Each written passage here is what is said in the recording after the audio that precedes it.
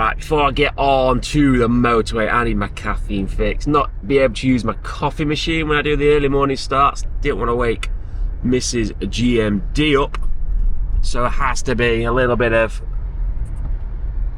Golden Arches action. But start of this, holding scratch at 46. I'm also doing some fasting, so it's got to be some black coffee, but... Are you using the app today? No, I'm not now. No worries, what can I get for you? Can I get a double espresso and just a black coffee, please? Double espresso and a black coffee? Yeah, that's it, thank you. You have to go around to this window. Perfect, thank you. I'm gonna be buzzed. Right guys, caffeine loaded. Black coffee's probably cool down to drink by the time I get somewhere to Derby. But we've got the double espresso to kick in. Got the sat nav in, 42 minutes. I do actually go, I'm here from Chesterfield. I like to go down the motorway, so gotta check. There's normally an accident between 28 and 29, but it's saying 42 minutes. Arrival time should be 7 o'clock. As I said today, I'm just gonna have a nice full practice day. Dodge some of this rain, what's gonna be coming down. Really work on this wedge matrix, what I've been using for the past 3 months. It's the Dan Grieve Pitching System. For every wedge, my pitching wedge 50, 54 and 60, I have 3 yardages with different setups. I've posted a couple about this, but I'm actually going to do a more in-depth little video onto this while we're out at Derby. Also get out to play a few holes, see where the game is. One thing since I come back from Cornwall a couple of weeks ago, I'm really locked up in the top of the thoracic rhomboid area. Been doing daily mobility work and back in the gym, so really trying to unlock this. Right guys, so tuck spot on, most important button on these mornings now at 46. Get those heated seats in. Hit the motorway. Starting route to Derby Golf Club.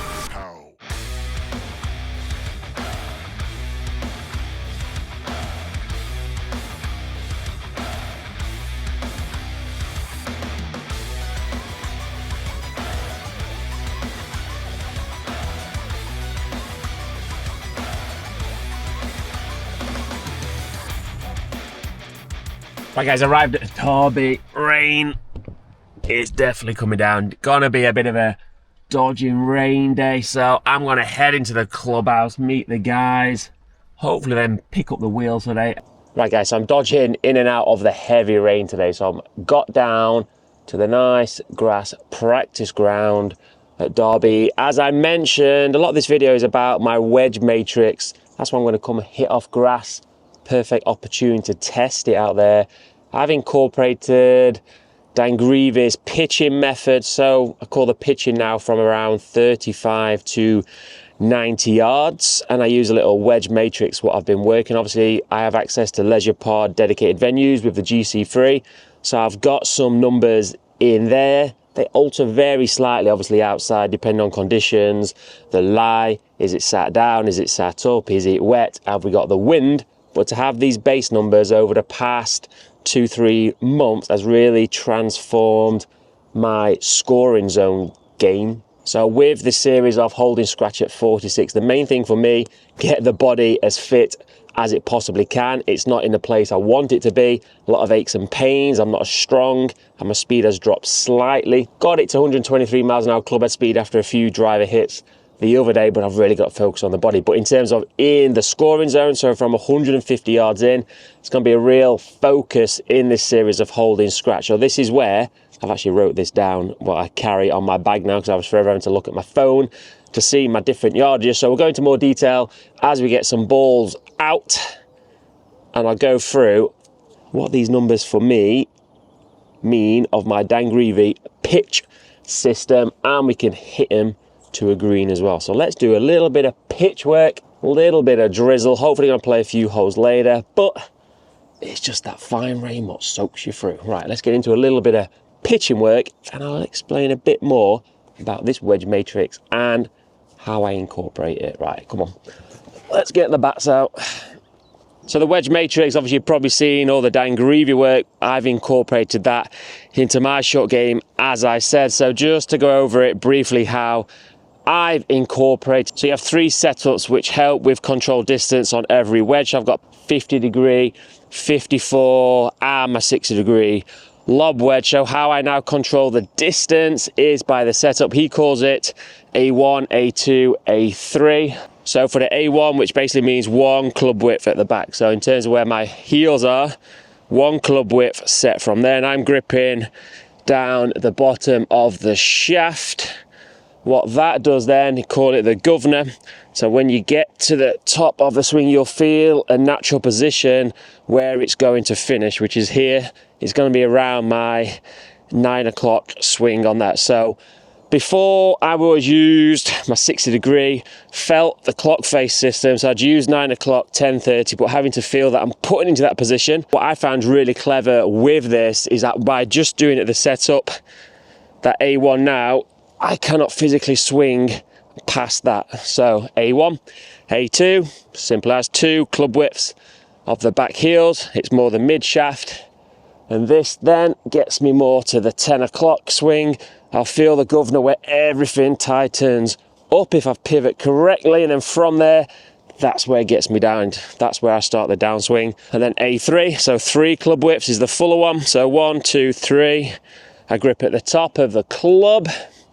What that does then, with the governor, it feels that it's up here, like at the more 3/4 full swing at the top of the swing. So just by changing the setup helps control the distance of the club. What took me, to be honest, a while to dial in, probably a month's work of going into the sim room, is finding the tempo. Sometimes I was going too fast, so for me, I think you just have to find your own tempo. In terms of the release, obviously Dan uses release 1, 2, 3. If we've just got a nice lie, a little bit of grass. For this pitch method, it's the standard release 2. I call it belt buckle. That's just what I tell my head. So from post, impact here, the butt of the club is pointing into my belt buckle. So that is, I'm feeling the release now. So once you hit the governor, let gravity do its thing.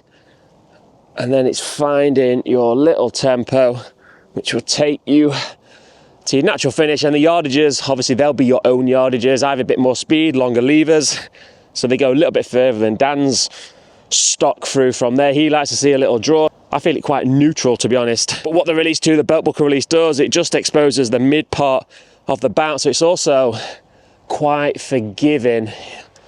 Once you go down to totally bare lies, or if it's sat down, different one, we can use the different releases. But for my stock pitch, which has definitely helped, instead of just getting the 60 degree out, trying to hit it, I can now control distances, trajectories, and things like that, which is where the numbers, which I'll just show you a little bit of numbers, and we'll go hit a few balls.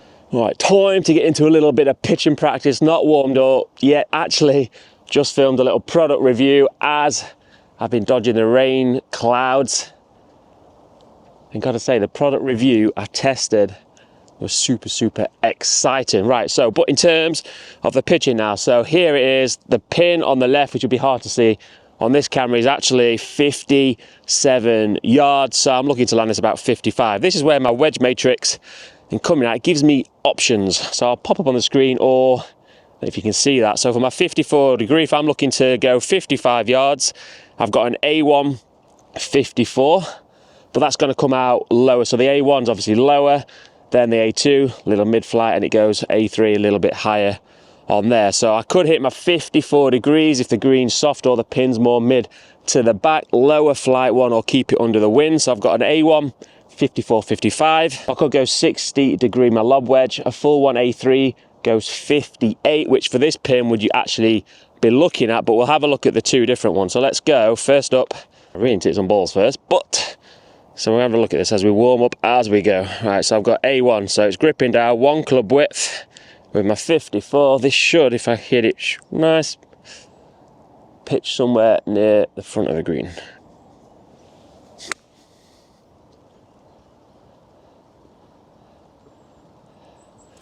It's perfect. That's pitched just on the front edge. With this pin position, it's gonna roll out, but the distance is actually perfect on that. So this is something for me as I'm playing now, I'm really thinking about controlling the distance with different trajectories. Using this system, honestly, is really making a difference. It's not just getting my lob wedge out and trying to hit that as high, as hard as I can. So feel that governor, A1.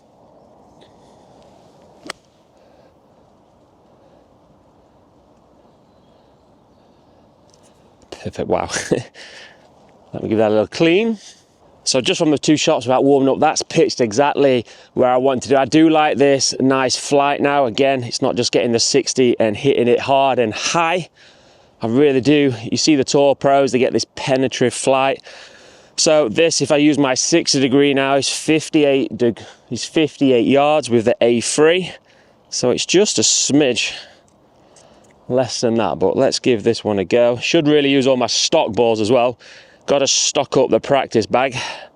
I don't get much chance to hit off grass. That's what's really nice, to come to Derby and hit off the grass. I'm more off the mats than off the indoors. So it's nice to get it outside. I have to get the GC3 out here. So this should be, like I said, A3 should get me to the pin. So 3 club widths. It'll feel the governor come through. Belt buckle release.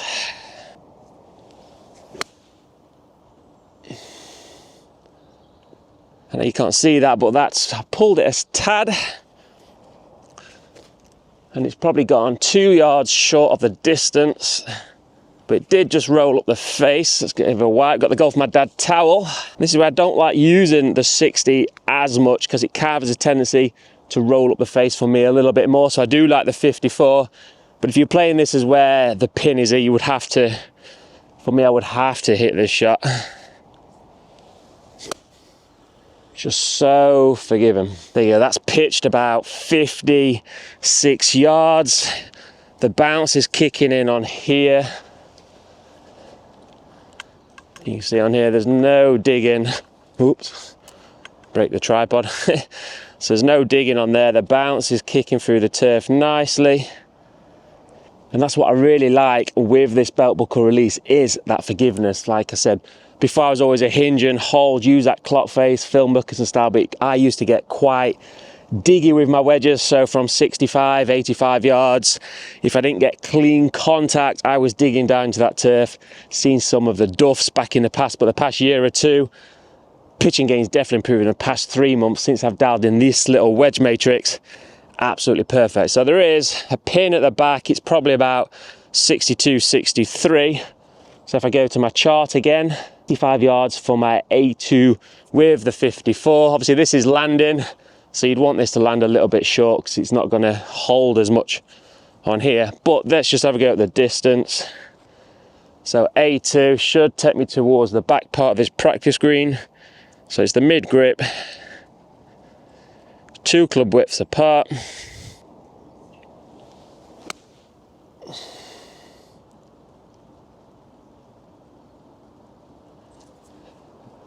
Open the face a touch, but it's landed about pin high, probably 2 yards, probably on about 67 yards, but also it is a little bit, so it's probably playing 2 yards downhill as well. So let me know, guys, if you use the Dan Grieve, the short game, the pitching system, it's definitely transformed my scoring zone. Right, A2. Just so pure. That's pitched exactly pin high. It's a nice soft landing, there's a bit of spin there. And then from here, I can feel different pitching shots. So if I'm into the wind, I want it to chase, I can use more of his release 1, my left hit release, which will bring it down, get it running that little bit more. Or if I want to hit little cuts in, even from this position, I can feel like I hold it off a bit more to hit the cut. Same setup, I'm just going to feel that I hold this off to hit 65 yard, but with a little slight cut.